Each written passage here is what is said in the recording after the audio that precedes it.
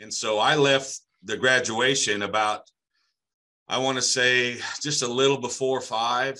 And I texted her. She said, well, I'm at Walmart, but they're saying not to leave because there's some severe storms. And I was just really frustrated. It was late in the day. I just wanted to get home and take my Sunday nap and be done. And so I said, I'll just come to Walmart and get Isaac. Just wait there. So I drove down Duquesne to 20th Street and down 20th Street and then through the Walmart parking lot and walked into Walmart. And I still didn't have a single inkling in my head. It looked maybe cloudy and like the storm was coming, but I didn't hear sirens going off. If there were, I didn't pay attention to anything. I have a little video.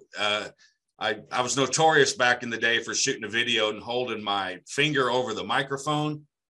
So it's only video, no audio, but I walked through. I knew she was in electronics because that's where they said they had gathered everyone in the store. And so I walked into the store and there is no greeters. There are no cashiers. There are nothing.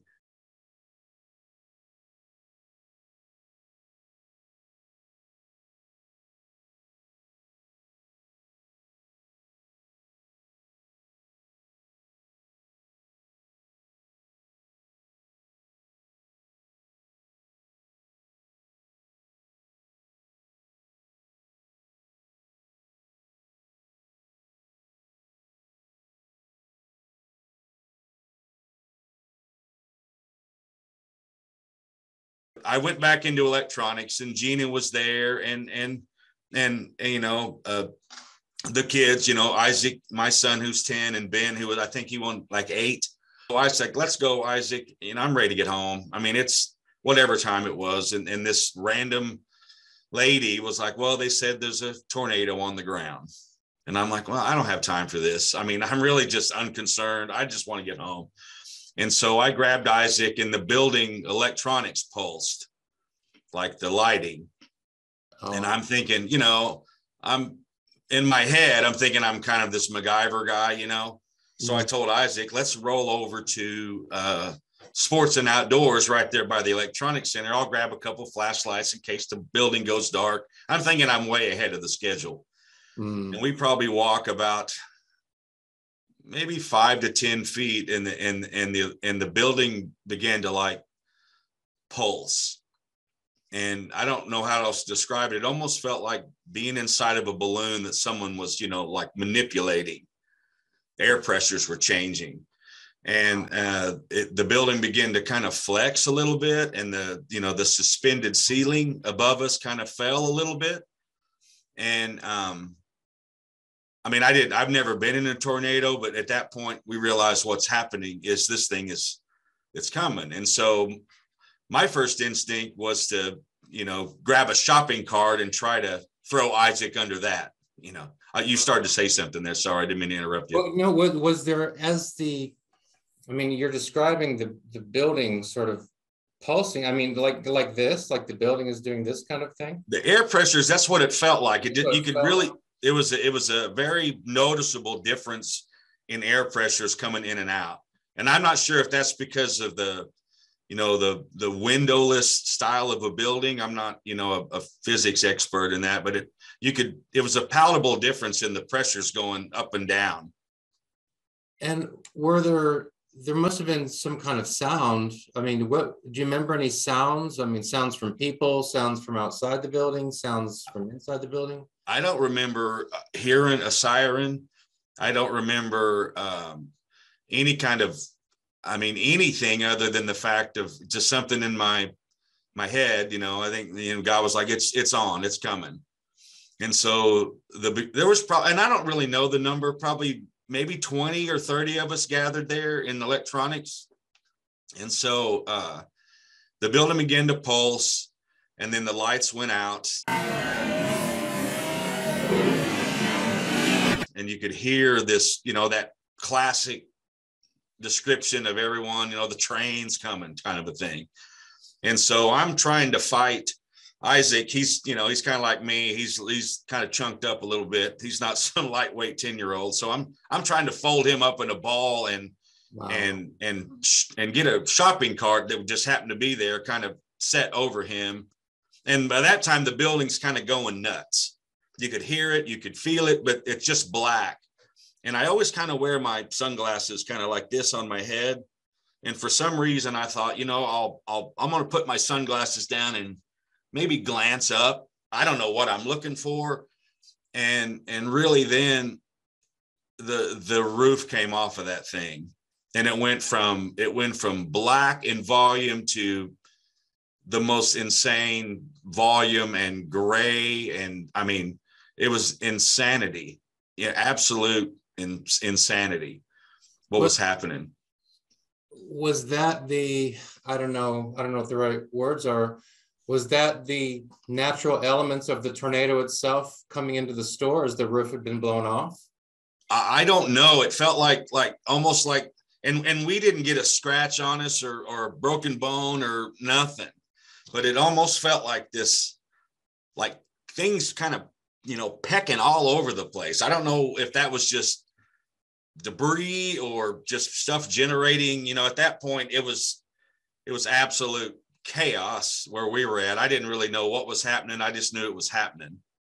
I wasn't really, cognitive of any plan in my head of I'm going to do this, I'm going to do that. We were just, like I told this one guy, excuse me for this analogy, but I'm going to say it anyway. I felt like I had prayers coming out of one end and poop coming out of the other. It was terrifying. You said you looked up, and did you say that you actually saw the roof of the thing lift off?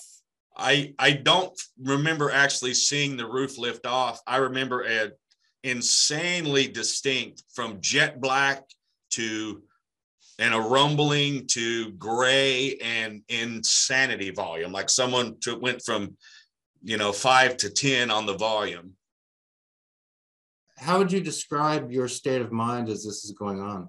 What we learned, and we can get into some of the disaster relief efforts and some of the correlating stories that I heard, and everything I'm telling you really is kind of an understanding I got retrospectively. But during the actual event, I remember never in my life feeling so out of control with my situation. Like something could have came in there and people passed because they did the exact same thing I did. Some people did the most horrific things you can do in a tornado. They did everything wrong and they survived. Some people had all the precautions, exactly what you've heard, and they passed. And I learned from that it is God's hand in that. Like, it's craziness. I remember thinking, this is the way it's going down. And in my head, the only thing that's going to retain my legacy is this shopping cart is going to keep my son protected, because I never felt that kind of out of control. There's nothing I can do about it. I'm in the middle of it. And I'm not thinking, like you said, there's no plan in my head. It's absolute blank would be the correct term. Did you kind of assume in that moment that your time was up? I felt that if I don't, and I realized even that if it was up, I would never know it. I'm either going to stand up in this thing or that's it. Because it was so just, it was brutal pressure, and there's no stopping what was coming. At the same time, it sounds like there was also a commitment, if that's the right word, to holding that cart down over your son. Yeah, and we never felt like we were being lifted or pulled in any way, shape, or form. But in my mind, that cart was it. I was kind of laying over, using my weight. I'm kind of a little fat dude, so I was kind of using my weight to. And I really didn't know. I don't have any tornado training. I don't have any. This is my first rodeo. Wow. And so.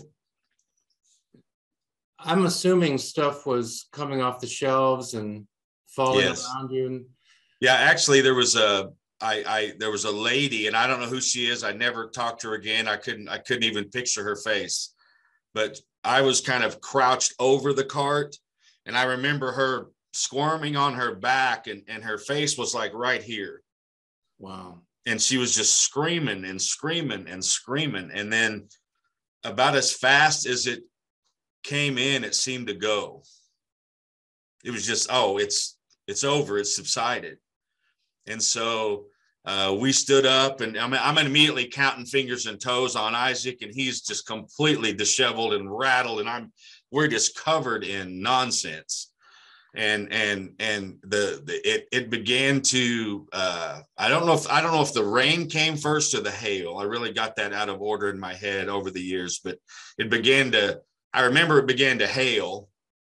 And then and we were breaking, I mean, it was just pounding us like the crew, and we were breaking DVDs, or I found some cardboard, and we're trying to shelter our heads a little bit. And I remember audibly just going, really, God, really? I mean, I don't understand what's happening here, you know? Because you're inside a Walmart, but the roof's been blown off, so the hail is coming straight into the store. It's coming straight into the store. And then it began to just torrentially rain. I mean, just raining like I've never seen it rain for, I'm not sure how long that was. It wasn't very long, but it was enough to just, we're completely soaked.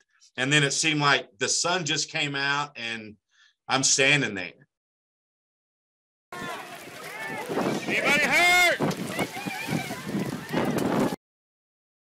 And in my mind, I'm seeing what I'm seeing. I know I'm okay. I know Isaac's okay because we've been up, and then I've got this weird gut feeling.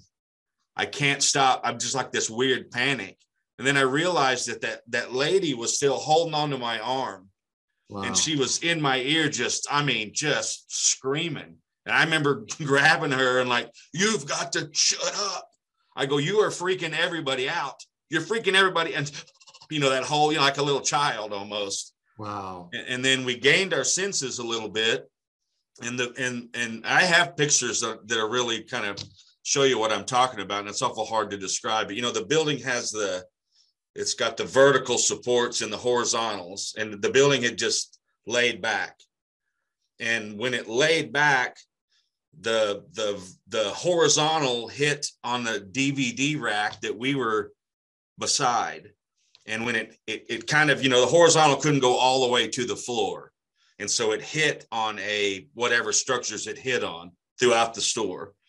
And one of the vertical beams then had, because of the snap, had probably broken loose. And there was a couple laying there that had been like almost folded over, you know, like head between feet. And we tried to grab me and this kid that was working there. And we were going to try to lift that. It was just no lifting it. And they were already, I mean, I'm no medical guy, but they were past. And I was trying to shelter my son from that. And I didn't know what to do. And we decided then, I'm like, I had lost Gina and her son. I have no idea where they are at this point. And we decided that I have a little bit of a construction background, plumber, and I'm a little bit of a handyman guy too. And I was concerned that the generators, the generator supply for the store was going to kick on. And with that floor being so saturated, yeah, it was terrifying. And I thought, we got to get out of here. We have to get out of here. And so some of the people went out the back, and we decided that I was going to go towards where my vehicle was in the parking lot there to the west. And we began to kind of make our way through what aisles we could find. We came across a guy that was alive, but he was pretty wounded. He was talking, and it said just, we had to step over him. And there was actually a lady in with us. It was, I mean, she was stealing stuff. So you saw a man who was seriously wounded, and he was talking. Yeah, he was talking. Do you have any recollection of what he was saying? He was just telling us that it's okay to kind of go over him or go around him. I mean, he had somebody else there with him that was sitting with him. He remember he was kind of laying on his stomach, and he didn't want to move for whatever reason. But he was really, the only way around was kind of over the top of him. So we kind of stepped over him. It wasn't like we had to crawl over him, but we had to go around him, you know. And then you said there was a woman who was sort of panic shoplifting or something like that. It was just frustrating because I'm like, she kept, you know, just stalling my exit from the building. And that's really what I don't know why, if she was just panic shoplifting or just decided now's the time to get everything I need. And I really didn't concern myself with what she was doing. I just knew that I wanted out. And I remember physically stopping my son and just pausing for a minute and telling him, like, look, I want you to look around because I want you to remember that we are walking out of this thing. We're walking out of here. And that, I remember that's about all I said. And he, oh, okay. He did. You know, so then we just continued on from there. But so last question on the lady here. So was it like she had a purse or bag and she's just dumping stuff in she was just grabbing, just kind of cradling stuff in her arms, you know, which may have been like you said, it could have been a panic shoplift thing or some kind of, I'm not sure, you know, maybe she'd went there to buy stuff like that in the first place and was in some form of shock. I don't know, but she was almost like browsing and putting stuff, you know, it was something was up mentally. Something was wrong. It wasn't like someone that came into the store. She was back there with us. So she was in the same exact situation we were in. So I'm not sure psychologically what that means, but it's pretty frustrating. I mean, you know, you just use the word, you know, related to psychology. You've already described so many reactions. I mean, this, you know, these just sound so surreal. It's, you know, this woman who's grabbed onto you, she's basically in your face screaming, but it sounds like for a space of time, you weren't even aware of that. Oh, not at all. It just almost like I don't know if it's because of the volume and maybe my hearing was affected and I don't hear too great anyway, but it almost like it kind of faded back in, you know, and it was just, I wasn't even aware, but it was just this weird, something wasn't right in my gut. I could feel it. And it was just her, you know, and she's like a foot away. Oh yeah. She was grabbed onto my shoulder. And I mean, just right in my ear. I'm just screaming and pulling and yanking on me. I don't want to pry and I don't want to be morbid, but you mentioned that there was a couple that had been that had been struck by one of the beams that had fallen. Yeah. Yeah. It looked like, what it looked like. I think there were I think there was 3 people that passed in that Walmart. I'm not sure that number, so don't quote me on that, but I know I think the other guy was it looked like they were sitting kind of like you would ride in a canoe. They were sitting together and then they both had kind of just in the beam was kind of across their back. I don't know how else to describe it, but I don't know. I couldn't tell you their ages or anything like that. I just know that they were very, very gray and it was the position that they were in was very, very hard to rationalize. Like we just knew that they had passed. So you're taking in, you know, all of these experiences that you're describing, you know, each one is sort of a something you're going to remember for the rest of your life. And you're packing all of these memories into, you know, just a few minutes. Uh-huh. I want to go to that. Well, one of the questions I was going to ask is when the storm passes, you know, then what? And others I've talked to said there was a tremendous quiet. It sounds like for you, it was the opposite. It wasn't quiet because this lady was screaming right in your ear. Yeah. The weather was quiet. Yeah. The weather got quiet. I knew that at that point we were done with whatever weather event was happening, but we sure weren't done with our day yet. Wow.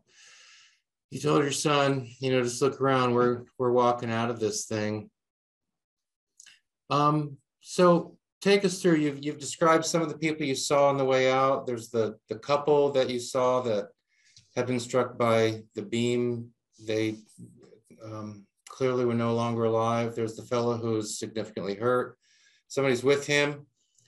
He says to you, don't worry about it, go around. There's the woman who's, we'll just assume, is kind of in a state of delirium or something and is just stealing cosmetics, I think you said. Right. And so, take us on the next step as we're heading out of the store. Yeah, that's kind of my, if you can let me use this term, that's kind of my phase one of that day. Yeah.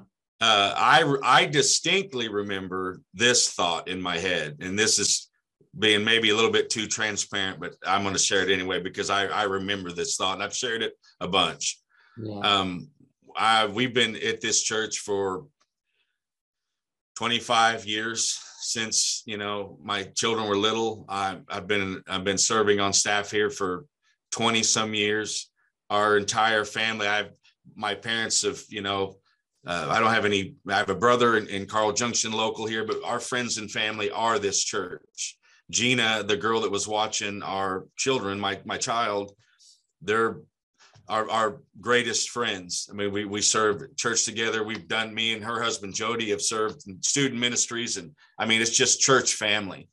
And I remember thinking, wait until Calvary Chapel Joplin hears that the assistant pastor, Russ Hibbert, who's whatever I thought I was in my head, was in the Walmart tornado. They're going to freak out. And I remember thinking that. And that was pre-exit the building. And then I exited the building, and I've never, sorry, kind of bringing some stuff back. I'm sorry. I didn't mean for that. No, I don't think I've ever saw anything like that in my life. And I realized, you idiot. And it completely shifted my narcissistic, like we all are, to like, oh my gosh, I could see all the way to the west, and it was just gone. I mean, absolutely, it was chaos. I mean, and it rattled me, like, I mean, mentally, physically.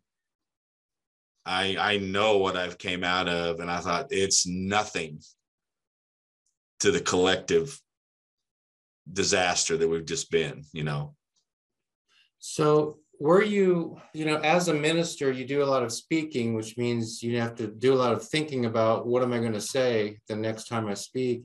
Was that what it was? You were already working out, okay, here's how I can pull this into a message I'm going to, give in a couple of weeks or something like that? Was that kind of the thought process? Like, oh, this is going to be a great life experience that I can use to. Oh, absolutely. Absolutely. I mean, we have friends and family here that we love dearly, and they love my family. We hang all the time. This is going to be one for the ages, it's very difficult to get out of the small bubble we're in, and then to see the scope of it. Yeah. And then you walk out, and I've heard others say this, and, maybe this will resonate with you. Person who came into Joplin from the East, and he said, when you're on the east side of town, you could never see St. John's because of the trees and all of that. But we could see St. John's, the hospital. Right. Exactly. That's what I was saying. I saw all the way across. I saw all of it. Because of the high point there that Walmart was. What did that literally stop you in your tracks for a minute as you're just sort of taking this in? It did, and it instantly shifted my focus for the day on to Gina and Ben, because we got so, I don't want to say caught up in exiting the building, but we were trying to get out of there, and I assumed at that point that she was in the group that was with me, but she wasn't. And so we thought, oh, and then so me and Isaac, we were just waiting there for her to come through the breach in the outdoor wall of the Walmart. We didn't go through a door, the wall had collapsed, and we were just kind of crawling over that stuff. And and so we were waiting for her to come out with Ben. I mean, they're like I said, they're some of our dearest friends here at the church. And she never showed. And so we were at Walmart. I made my way to my Blazer, and it's just absolutely wrecked. I mean, it's wrecked. The tires are all up. That's weird. It's gonna take like a full year. Oh gosh.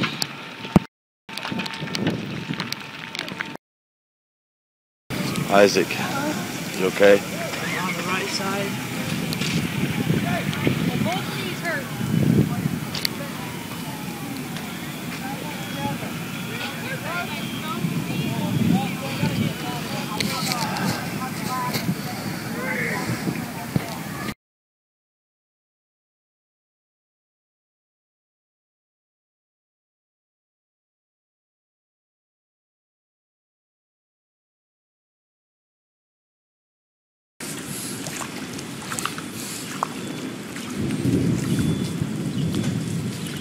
Is that where you were at? That's the spot.